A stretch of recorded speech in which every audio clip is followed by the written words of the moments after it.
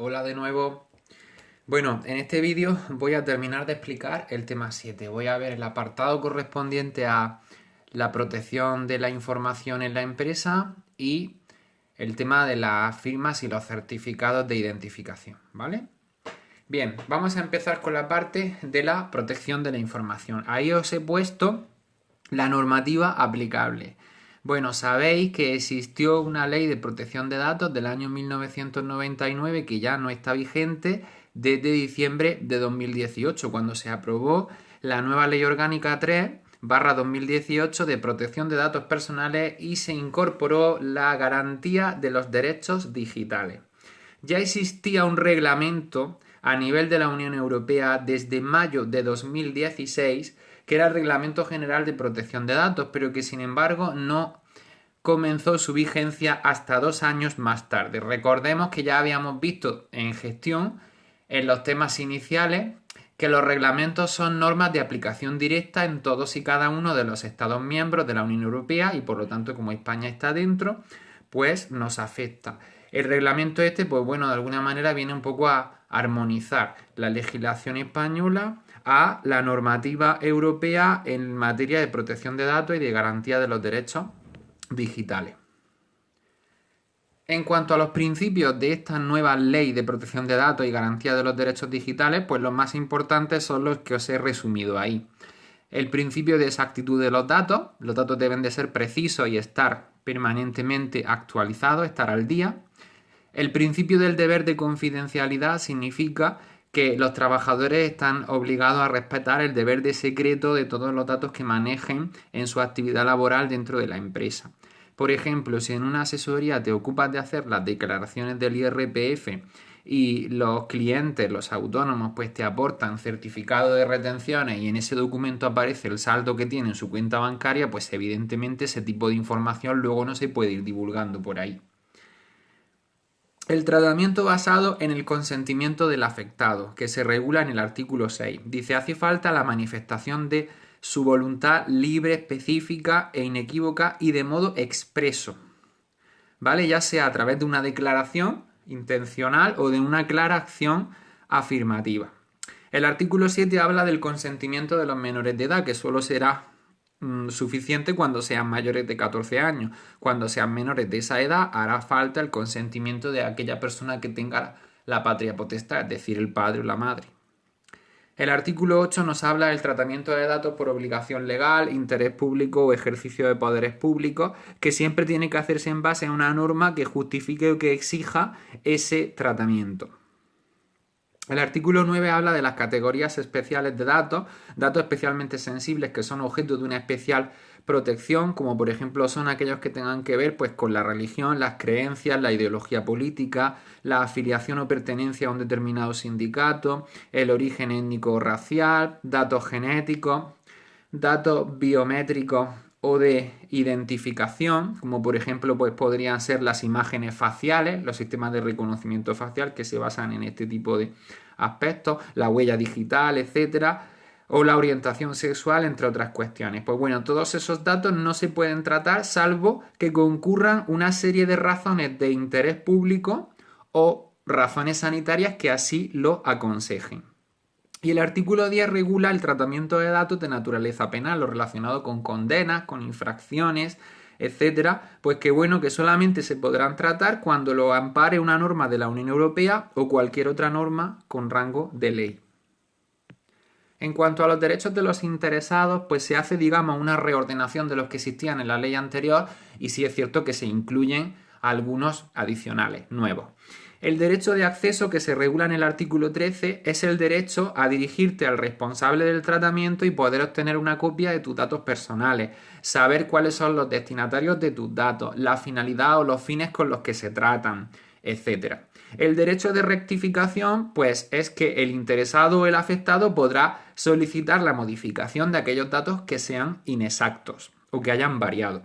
El derecho de supresión, también conocido como el derecho al olvido, consiste en que si los datos ya no son necesarios en relación a los fines para los que se recogieron, pues entonces se suprima, o si se han tratado ilícitamente, etcétera, vulnerando la normativa y demás. El derecho a la limitación del tratamiento lo tenemos en el artículo 16 también, que viene contemplado en una serie de supuestos determinados reglamentariamente.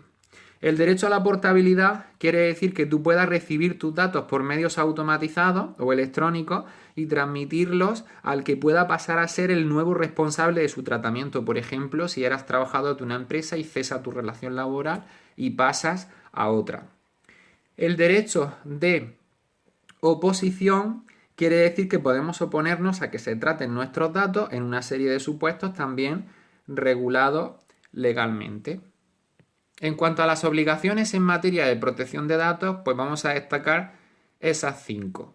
La rendición de cuentas. Dice, se debe dar más información respecto a lo que se hacía en la normativa anterior a los usuarios sobre el tratamiento de sus datos y el ejercicio de sus derechos.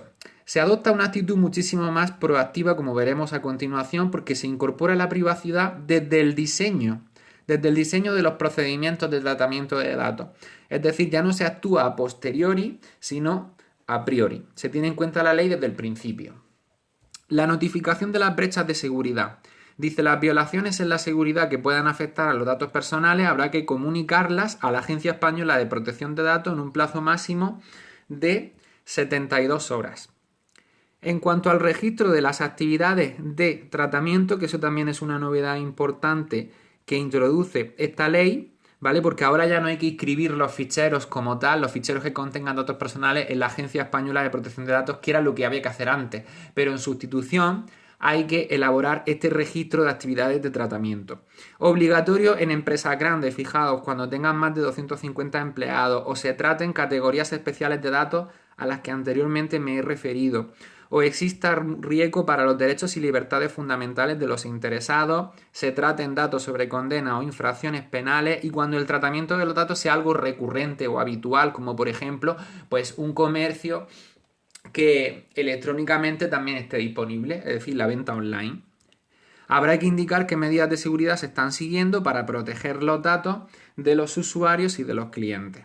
En cuanto a la responsabilidad proactiva, pues lo que comentaba, las empresas que manejen información personal tienen que prevenir posibles riesgos en su tratamiento y para ello se contempla lo que se llama, que también es nuevo, las evaluaciones de impacto. Las evaluaciones de impacto son análisis o estudios de los riesgos implícitos a un determinado sistema de información en cuanto a la vulnerabilidad o a la protección de los datos de los afectados. Y una vez que se detecten que puedan existir ciertos riesgos, entonces hay que establecer unas medidas para eliminar o reducir en la medida de lo posible esos riesgos. Otra novedad introducida por la nueva Ley de Protección de Datos es la figura del delegado de protección de datos, una persona física o jurídica que se asignará como responsable de estos temas y que habrá que comunicar a la Agencia Española de Protección de Datos su identidad. Esa persona tiene que contar con la formación necesaria para asegurar que los derechos de los afectados estén salvaguardados en todo momento. Bien, esas son algunas de las novedades más importantes de esta ley.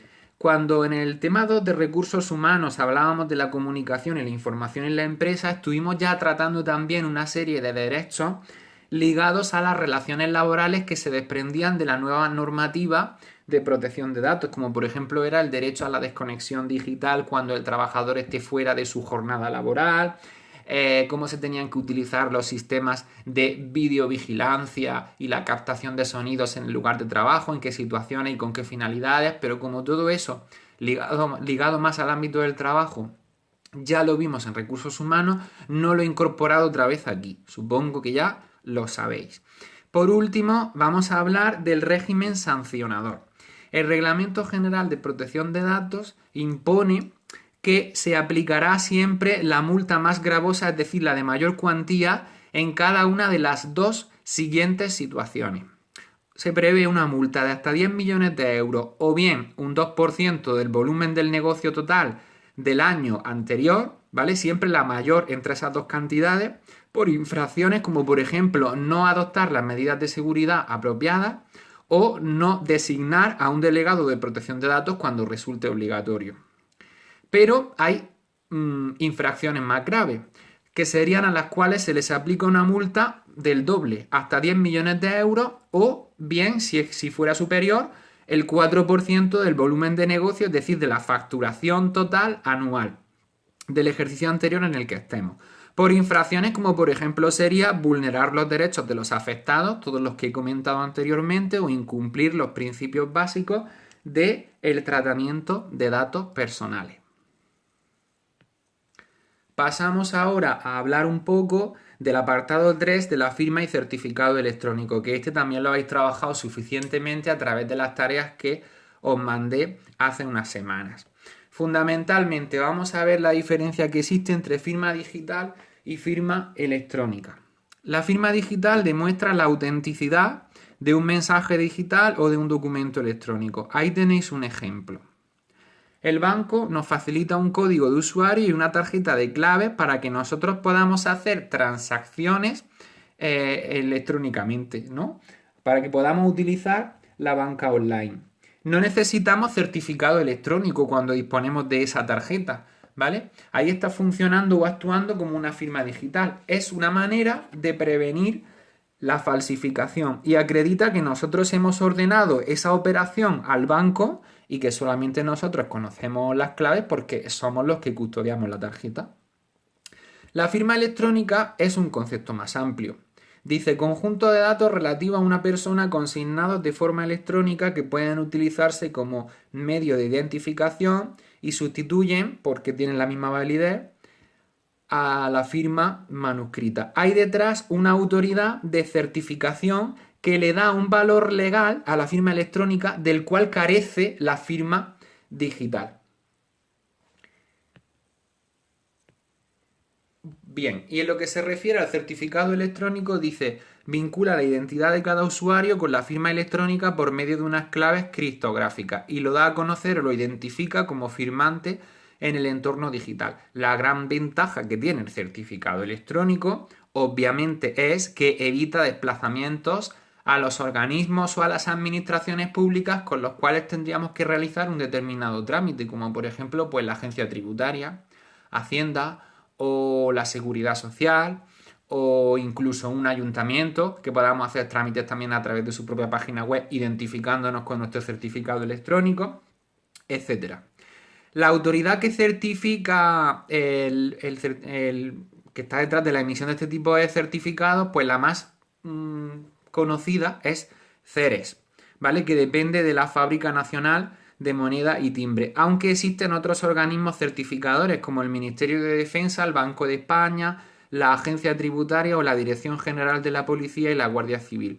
Aquí finalmente tenéis una captura de pantalla de la página principal de Ceres, este organismo de certificación del que os comentaba que es el más popular. Y bueno, hay que diferenciar entre el certificado electrónico de la persona física o empresario individual, el autónomo, y el certificado, o el particular también, no tiene por qué ser empresario, o el certificado electrónico de representante de empresa. El de representante de empresa es cuando está actuando generalmente en nombre de una sociedad, que normalmente se le da al administrador o a la administradora de esa empresa. Pues bien, el certificado electrónico como persona física tiene una validez de 4 años desde que se emite. Y el certificado de representante de una sociedad tiene una validez o caduca a los 2 años. Hay que tener en cuenta que el procedimiento es muy sencillo. Accedemos a esta página web y le damos al apartado de certificado, se nos abre otra ventana donde le damos a solicitar certificado y nos va a requerir el sistema, el NIF o el CIF si se trata de una sociedad, y posteriormente nos va a dar un código.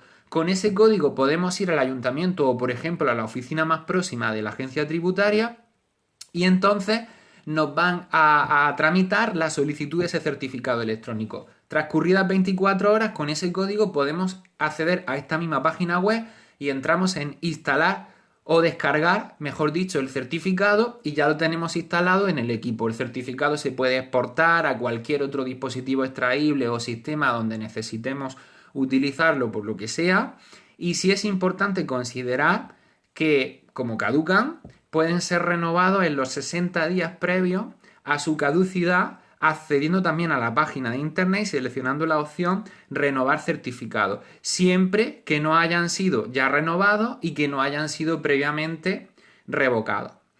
Y con esto pues doy por concluida la explicación del tema 7 y espero que os salga el examen que haremos próximamente pues lo mejor posible.